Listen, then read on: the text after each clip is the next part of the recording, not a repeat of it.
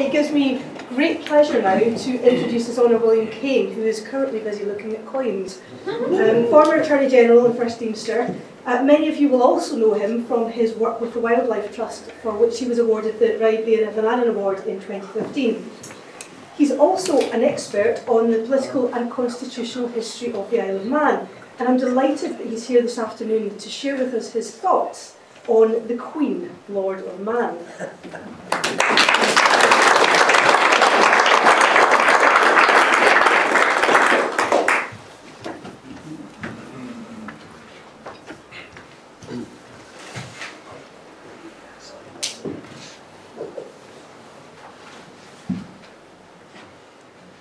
Mr. President of Tynwald, Mr. Speaker, ladies and gentlemen, can you hear me at the back? All right? When I was invited to take part in this symposium and talk about the Constitution of the Isle of Man, I thought that an appropriate question to address would be why it took the Isle of Man 120 years to move from the elected House of Keys in 1867 to a form of representative government led by a chief minister elected by and responsible to Tynwald, a reform which was not achieved until 1986. Throughout most of this period, the executive government of the island, particularly in financial matters, was in the hands of the Lieutenant Governor, although the day-to-day administration of the ever-growing activities of government in the 20th century was in the hands of a plethora of statutory boards. However, I decided that the painfully slow progress of the movement towards effective self-government was too large a subject to be covered in 20 minutes, and has already been described by recent authors, including David Kermode. But as it happened, another constitutional issue, which in my opinion has not yet been satisfactorily resolved, suggested itself when, about 6 weeks ago, my wife brought home a 10p Gibraltar coin issued in 2015. So we're back on the coins. The significance of this humble coin will become apparent. Now, most people in this room will at some time or other have been invited to drink a toast to the Queen, Lord of Man, in time-honoured fashion. Indeed, the expression the Queen, Lord of Man, has seemingly come to define the constitutional position of the sovereign in relation to the Isle of Man. However, the odd thing is that this time-honoured phrase, the Queen, Lord of Man, cannot predate the 6th of February 1952, when Queen Elizabeth came to the throne, for the simple reason that before Her Majesty's accession, we had not had a Queen as sovereign since the revestment, except, of course, for Queen Victoria. But in the island, she was known as the Lady of Man, a phrase which we now associate with the steam packet company. So some bright spark at a function at one of the Douglas hotels, which were very popular in the 1950s, in proposing a toast to the Queen, Lord of Man, unwittingly started a tradition which is now seen as having constitutional significance. The title Lord of Man has a long history. The Viking rulers of Man, up to the death of Magnus in 1265, were called kings. However, during the 14th century, following the period of Scottish rule, the English rulers were generally called lords, although within the island the title king remained in use. In 1406, as we know, King Henry IV of England, having conquered the Isle of Man by having its ruler, William Scrope, seized and beheaded, granted the lordship of Man in perpetuity to Sir John Stanley. However, this grant was made subject to a reservation of service, a kind of peppercorn rent, which in feudal law was an acknowledgement by a vassal that he held lands of a superior lord. In this case, the service consisted of presenting 2 falcons to Henry IV and to future kings of England at their coronation. This made it clear that the ultimate sovereign of man was the King or Queen of England, and that Sir John Stanley and his successors were vassals of the King of England,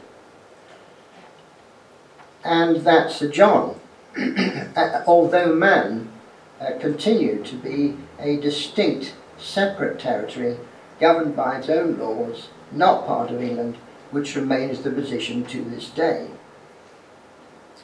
The title King, which was still used by the Stanleys within the island, was finally relinquished by Sir John Stanley's great-great-great-grandson Thomas, who became Lord of Man in 1504. Lord of Man was now the title of the vassal lords who ruled the island, with a break between 1594 and 1610, and again during the Civil War, until the revestment, which we've heard all about, in 1765, and thereafter until 1829 in a modified form. So what then happened in 1765? As we've heard, in order to stamp out the serious problem of smuggling, the British government persuaded the 3rd Duke and Duchess of Atholl, who had inherited the lordship of Man, to surrender the government of the island to the Crown, for which they received compensation of £70,000. The surrender became known as the revestment.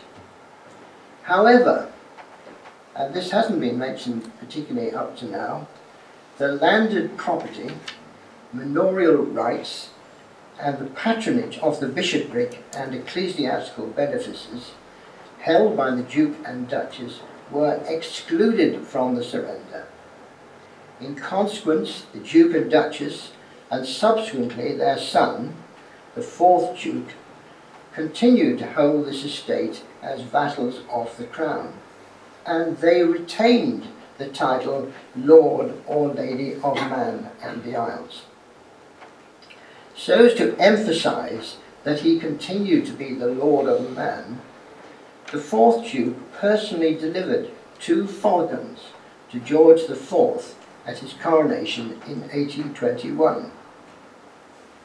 However, shortly afterwards, in 1825, he decided to surrender all his remaining rights in the Isle of Man to the Crown, for which he received the surprisingly high sum of £417,144.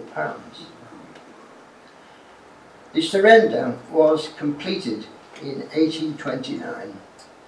The 4th Duke was the last, albeit much diminished, Lord of Man. He died in the following year. So where did this leave the Lordship of Man? In 1765,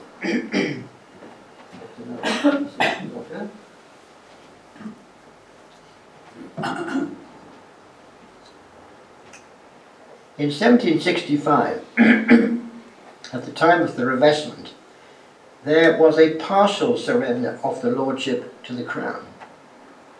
And by 1829, there had been a complete surrender of the lordship to the Crown. At common law, the result of a surrender is merger. By 1829, the vassal lordship, which had been created by Henry IV in 1406 had merged with the Crown and ceased to exist. That is why the Isle of Man is today called a Crown dependency, not a lordship. This was reflected in the proclamations made in the Isle of Man on the accession of George IV, William IV and Victoria, respectively. On the death of George III in 1820, his successor, George IV, was proclaimed in Castletown as, quote, King of the United Kingdom of Great Britain and Ireland, Defender of the Faith, Supreme Lord of this Isle, and all other His Majesty's territories and dominions. At this point, we must remember the lordship of Man had not fully merged in the Crown. George IV was still the Supreme Lord, to whom the 4th Duke owed homage as Lord of Man for his landed property manorial rights. However, following the death of George IV on the 26th of June 1830, by which time the lordship of Man had fully merged with the Crown, William IV was proclaimed on this occasion on Tynwald Hill on the 5th of July 1830 as, I quote, King of the United Kingdom of Great Britain and Ireland, Defender of the Faith, end of quote. There was no reference to the King being sovereign or supreme lord of man. William IV died on the 20th of June 1837 and Victoria was proclaimed, I quote, Queen of the United Kingdom of Great Britain and Ireland on Tynwald Hill on the 5th of July 1837. Again, there was no reference to the Queen's sovereignty of man. On the 4th of February 1901, following the death of Queen Victoria, Sir James Gell, formerly the first Deemster and then the Clerk of the Rolls, wrote to the Governor, I quote, I think it is best to explain in writing why on Thursday last I made an objection to the late Queen being designated Lady of Man, and consequently to the King being called Lord of Man, as the official title of the Sovereign of the island, a title which I consider to be most incorrect. My remarks are intended to show that Queen Victoria's proper title was Queen of Man, or to follow a very ancient designation, Queen of Man and the Isles, and that King Edward's title is the same, but substituting King for Queen.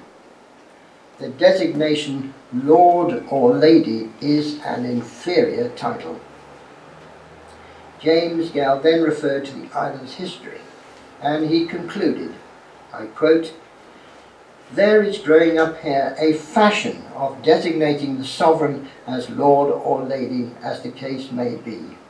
I do not like it. The advice of James Gell was not followed, even though he was the leading constitutional lawyer of his generation, and the fashion of designating the sovereign as Lord of Man is today as popular as ever.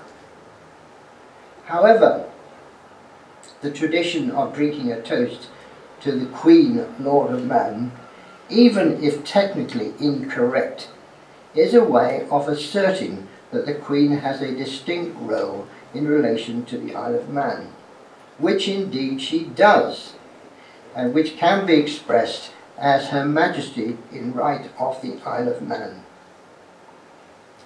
An example of Her Majesty's separate roles in relation to the United Kingdom and the Isle of Man is to be found in the Deed of Conveyance, dated 3rd of September 1991, of the seabed of the extended territorial sea. The parties to this deed were Her Majesty the Queen and the Crown Estate Commissioners, who were the vendors, and the Isle of Man Department of Highways, Ports and Properties, which was the purchaser, and which was to own the seabed, I quote, in trust for Her Majesty and her successors in right of the Isle of Man, for the public service of the Isle of Man. In effect, in this important document, Her Majesty was the vendor in right of the United Kingdom and the purchaser in right of the Isle of Man. Another recent example of Her Majesty acting in right of the Isle of Man was the grant by royal warrant of the new coat of arms on the 12th of July 1996. The advice of the Garter King of Arms, Sir Conrad Swan, had been sought on the correct arms to be displayed in the new courthouse. The royal arms, as used in the United Kingdom, had been in general use in the Manx courts probably since the revestment. Sir Conrad replied, I quote from his letter, "Certain of the sovereign's territories have their own particular arms, and I am of opinion that the three legs conjoined on a shield ensigned by a crown are the arms and sovereignty of Her Majesty in right of the Isle of Man, and these are such arms of general purpose in view of the fact that man is not part of the United Kingdom." He continued, "Should it be the desire of the government of the Isle of Man to have somewhat more elaborate arms of Her Majesty in right of the Isle of Man, then I should be pleased to advise how, in addition to the shield, supporters might be added and a crest, along with the crown, all by royal warrant. To mark the grant of the new arms of dominion and sovereignty of Her Majesty in right of the Isle of Man, there was a special sitting of Tynwald on the 22nd of April 1997, at which the royal warrant was presented to the President of Tynwald. The Lord of Man did not get a mention. The new coat of arms has now been in general use in the island for the last 20 years and is now an accepted part of our heritage.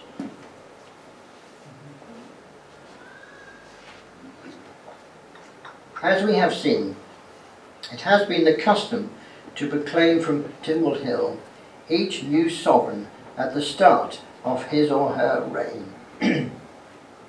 In the 20th century, Edward VII, George V, Edward VIII and George VI were each proclaimed as King of the United Kingdom or of Great Britain and Ireland, no reference being made to the King's sovereignty of man. However, when Queen Elizabeth II was proclaimed from Tynwald Hill on the 12th of February 1952, Her Majesty was described as, I quote, "Queen of this realm, and of all her other realms and territories, head of the Commonwealth, defender of the faith." In my view, the phrase "Queen of this realm" must have been intended to refer to the Isle of Man. The official title of the sovereign in the United Kingdom and all other territories for whose foreign relations the government in the United Kingdom was then responsible, was set out in a royal proclamation made on the 25th of May 1953, pursuant to the Royal Titles Act of 1953 of Parliament, as follows. I quote, "Elizabeth II, by grace of God of the United Kingdom of Great Britain and Northern Ireland, and of her other realms and territories, Queen, head of the Commonwealth, defender of the faith." The modern enacting words of an Act of Tynwald are, I quote, "Be it enacted by the Queen's most excellent Majesty, by and with the advice and consent of the Council and Keys in Tynwald assembled, and by the authority of the same." From that, we can see that it is the Queen who formally enacts our laws as well as the laws of the United Kingdom and many other legislatures throughout the Commonwealth. Her Majesty enacts our laws as our sovereign, not as a vassal lord of man. This is essentially what Sir James Gell was trying to say. So where does this leave us? Firstly, Her Majesty is not the Lord of man. The lordship of man held by Sir John Stanley and his successors as vassals of the Crown merged with the Crown by 1829 at the latest and ceased to exist. Secondly, Her Majesty has a distinct, separate role in relation to the Isle of Man. When Her Majesty is acting exclusively in relation to the Isle of Man, she is said to be acting in right of the Isle of Man.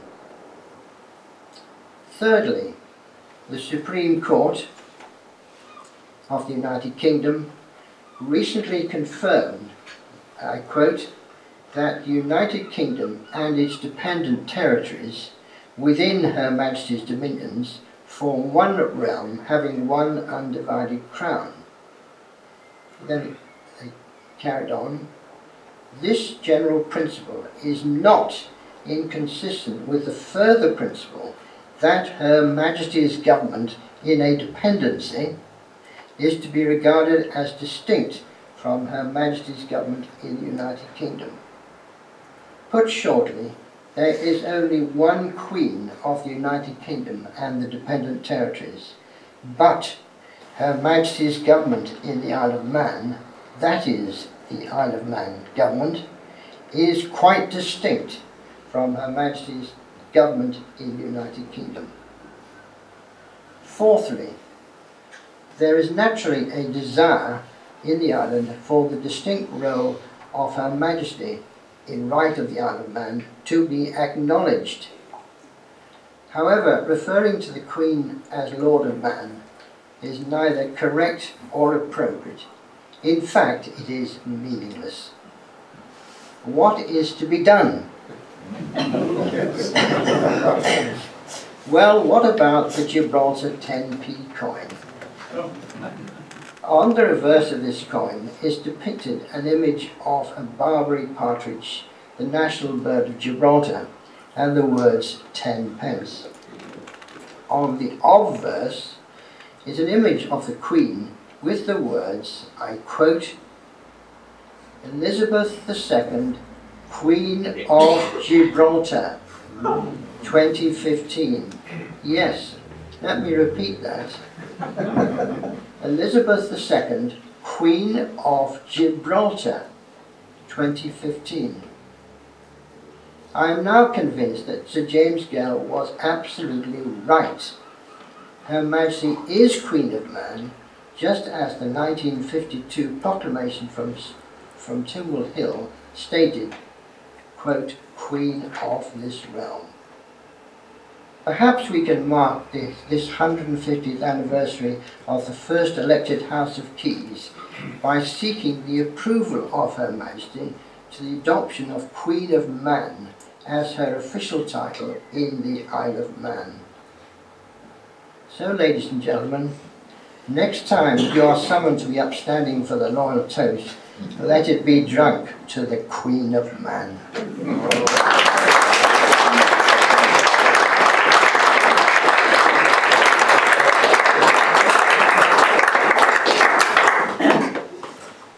Can't be the first to recoil from the constitutional shock of all this. And secondly, you've talked about many realms, many crowns, but one person. Yes. Are there times when, in the history, the legal history of this island, that the one person, many crowns come into conflict, where one acting in one position or one acting in the other has actually led us to some interesting legal problems?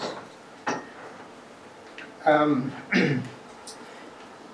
I think it's rather unlikely to happen. I hope so. It is a fact that the Queen, in relation to her different territories, her different realms, and these words don't really have any precise definition, like the word country, nation and so forth.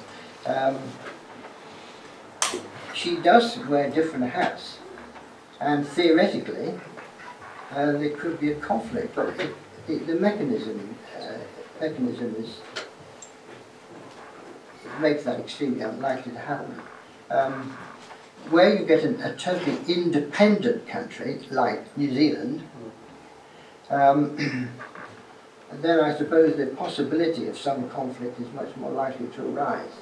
But in relation to the Isle of Man, or the other dependent territories, of which there are very few left, of course, the Queen personally would act on the advice of the United Kingdom advisors, so it's highly unlikely to happen.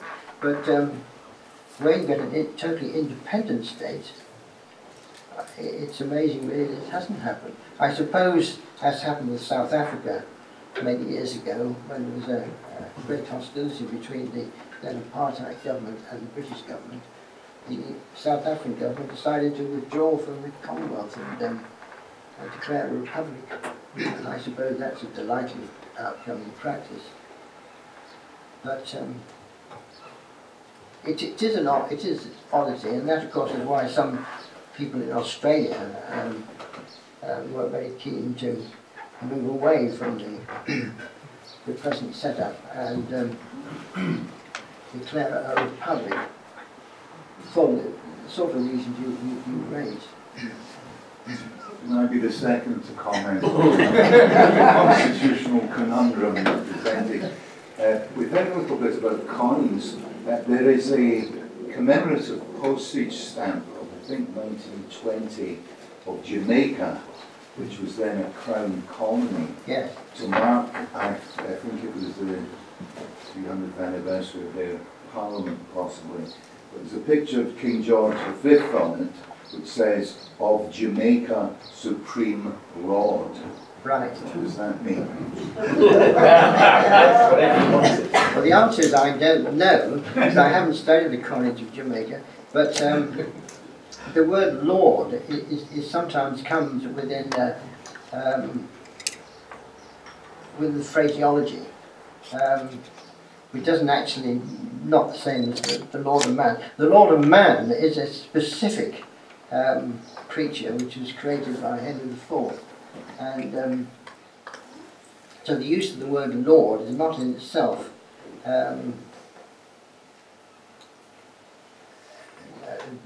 definitely. Follow that up one. What status does the toast to the Queen Duke of Lancaster therefore have? I'm aware of this. I can't really answer the question. I'm not sure.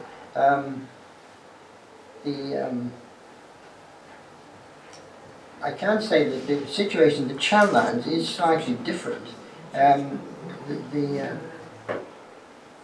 think the toast there is to the Duke of Normandy and so forth.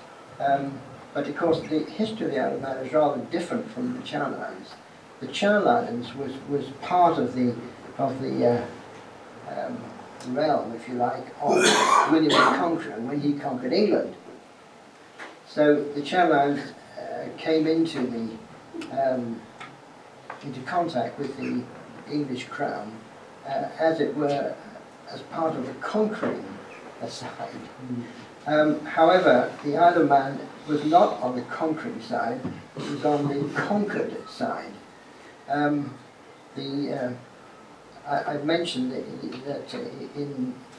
in fact in 1399, when Henry IV became King of England, he had arranged for William Scrope, who was then the ruler of the island, King or Lord of the Isle of Man, to be summarily executed. And that is puts the Isle of Man as being part of the conquered side, not the conqueror side. So there is a difference there between ourselves and the Channel Islands. And it's the situation is therefore has never arisen that the Duke of